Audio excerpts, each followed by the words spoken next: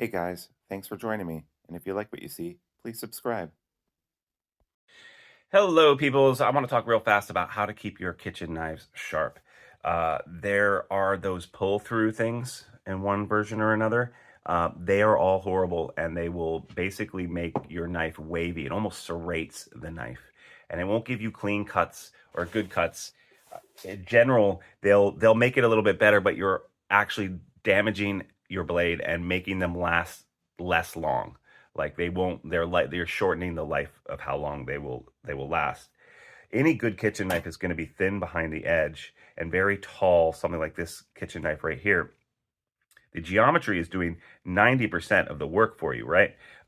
So but when you have a nice sharp edge on it, you're doing less work and it's actually safer to have a sharp knife than to be forcing a dull knife through something. That's when accidents happen, I find.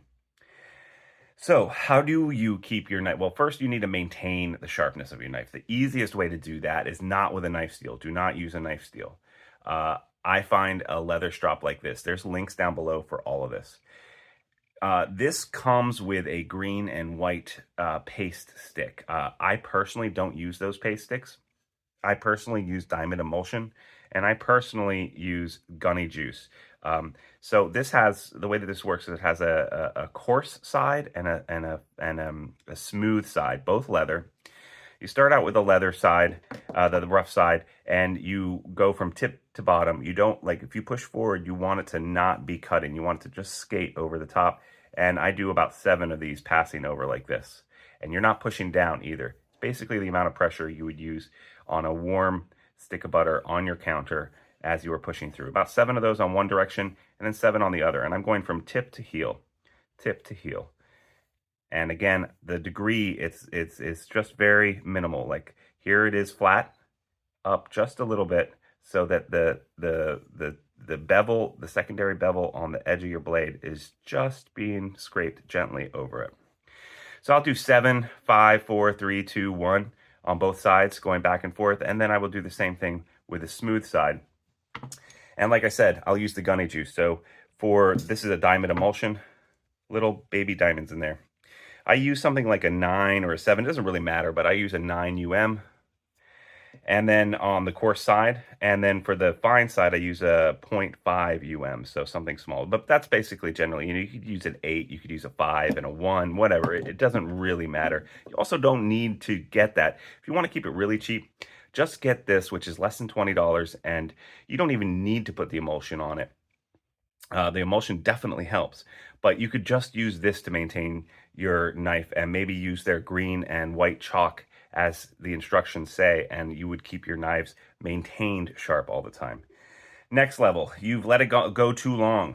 And what are you going to do now? All right, I said don't use a knife steel. That is true. But a diamond steel like this guy right here is okay. Now, this you cannot push down hard with. This has micro diamonds on the edge here. Again, a link down below. When you use this, you need to, again, not have it too steep. If you have it too steep, you're just going to take the edge off. So you very slight edge, and you're not pushing down at all. And you're doing, again, like 7 strokes on one side, and then you're very lightly coming back and doing 7 strokes on the other side. That'll get it to a place where any burrs or nicks are going to be evened out a little bit.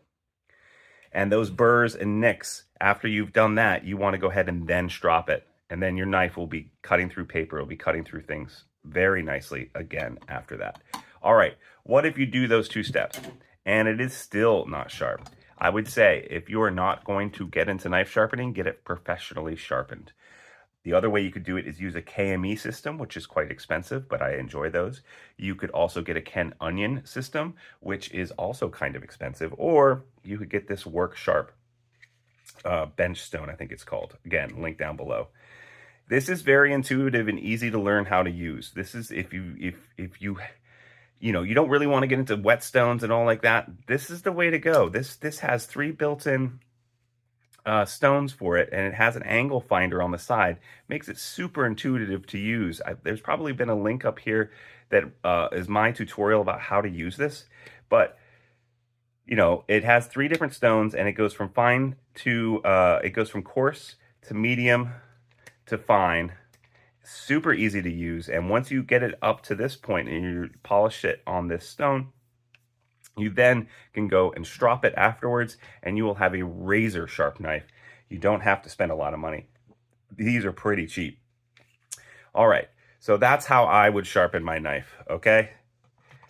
First, maintain it with a leather strap. Secondly, you can use a very light diamond rod. Secondly, or thirdly, and don't forget about the emulsions. I like these emulsions a lot. And third, you can get one of these work sharp bench stones and learn how to do this. It's actually very easy, and it's actually fun to do in front of the TV. You're watching a show or whatever. You sharpen up a knife very, very easily with this without spending a lot of money on one of those expensive sharpening systems. All right, so that is my advice to you. Thank you so much for watching. Please like, subscribe, leave a comment. Comments really help the channel. If you want to get entered to win a knife of the month, all you got to do is click the Patreon link down below. For $3 a month, you too can be entered to win a knife of the month. Thanks so much, friends, and I will see you next time on Sharp Ends. Bye-bye now.